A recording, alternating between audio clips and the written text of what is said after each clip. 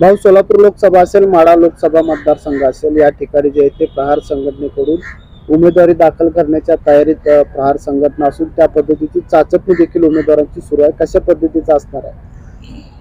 आमचे आदरणीय बच्चूभाऊ कडू प्रहार जनशक्ती पक्षाचे सर्वेसर्वा यांच्या आदेशानुसार माढा मतदारसंघ असेल, सोलापूर मतदारसंघ असेल, लोकसभा सार्वत्रिक निवडणूक 2024 या अनुषंगाने आम्ही उमेदवारांची चाचपणी करत आहोत, जेणेकरून आमचा असा फॉर्म्युला राहील की एकदम तळागाळातील माणूस, खरंच जेणेकरून ज्याला आपण लोकसभेमध्ये उभा केलं त्याचा आवाज हा पूर्ण दिल्लीपर्यंत पोहोचणं फार गरजेचं आहे.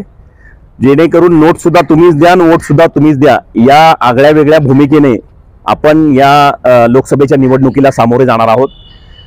पक्षप्रमुखांनी आदेश दिलेला आहे की आपण चाचपणी करा.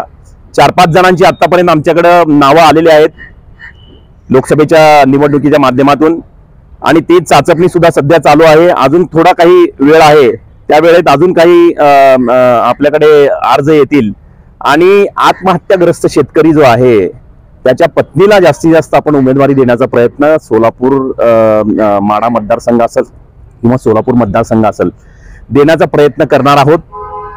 खरंच जनतेसमोर दोन्ही हात जोडून, आतापर्यंत तुम्ही अनेकाला निवडून दिलं पण लोकांनी तुमचा विश्वासघातच केला, पण प्रहार जनशक्ती पक्ष आणि शेतकरी संघटनेच्या माध्यमातून एक आगळा वेगळा उपक्रम राबवून लोकांच्या केलेल्या कामाचा मोबदला किंवा लोकांच्या आपण कुठपर्यंत पोहोचलो आहोत, अपंग असतील, कामगार असतील, अनेक सर्व काही जाती धर्मातील लोक असतील, तर आपण कुठपर्यंत पोहोचलो आहोत याचा अंदाज घेण्यासाठी एक आगळा वेगळा उपक्रम आदरणीय बच्चूभाऊ आमचे पक्षप्रमुख यांच्या माध्यमातून राबवत आहोत, आणि चाचपणी आम्ही करत आहोत. 100% आम्ही या लोकसभा 2024च्या निवडणुकीमध्ये पूर्ण ताकदीने उतरू. धन्यवाद.